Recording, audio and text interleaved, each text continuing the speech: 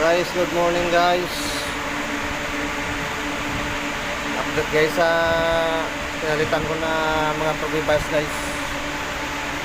So na guys, oh. Gumana na siya. Nasa normal na. Hindi na siya nag-error dito guys. Kasi ito, yung problema nito guys, pag tumakbo, nag-error dito.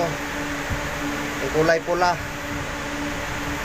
sa module, parang yung supply na missing yung supply nya. Kasi ito yung red dito na kasi ito mawala yung supply ng 24 volts,